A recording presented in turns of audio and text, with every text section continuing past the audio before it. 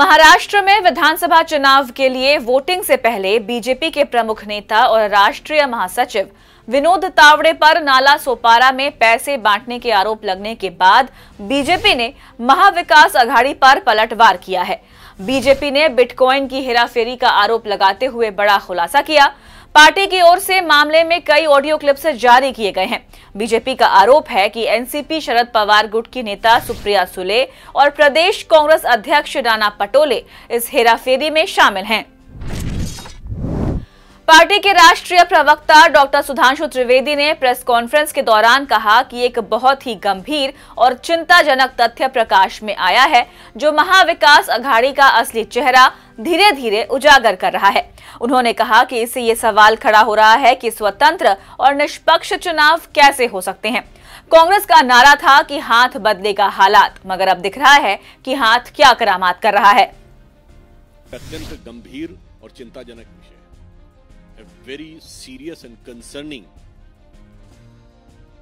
facts have come to the light, which is exposing the true face of Mahavikas Aghadi bit by bit.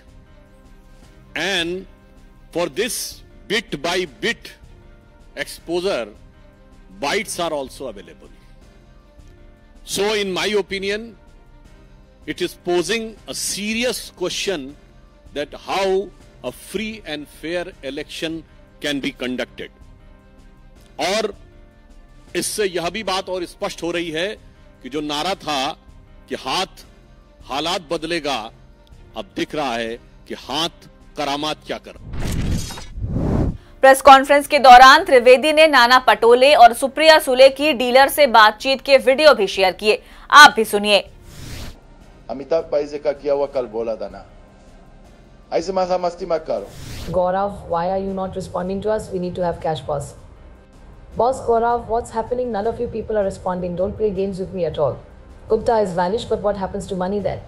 He says all bitcoins and cash is with you. Call me or Aditi urgently. We need to have cash. Elections are going on.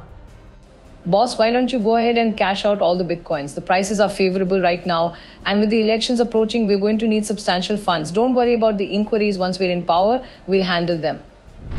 Just get it done.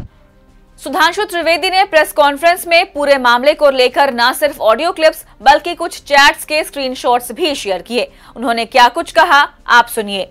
पूर्व police अधिकारी जो एक आरोप में पहले कुछ समय jail में रह चुका है, उसको एक आरोपी डीलर संपर्क करता है और यह कहता है कि बिटकॉइन का कुछ पैसा हमें ट्रांजैक्शन करना है कैश में। वो ये कहता है कि मैं पहले ही लफड़े में फंस चुका हूं, मैं ऐसी किसी चीज में नहीं पड़ना चाहता।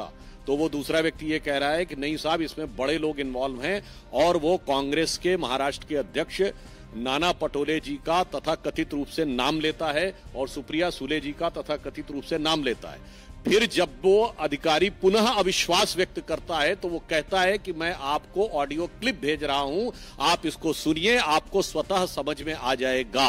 और उस ऑडियो क्लिप में डीलर के दावे के अनुसार वह साफ साफ कहा जा रहा है कि इलेक्शन के लिए हमें पैसा चाहिए और इंक्वायरी की आप चिंता मत करिए, सरकार आएगी तो हम देख लेंगे।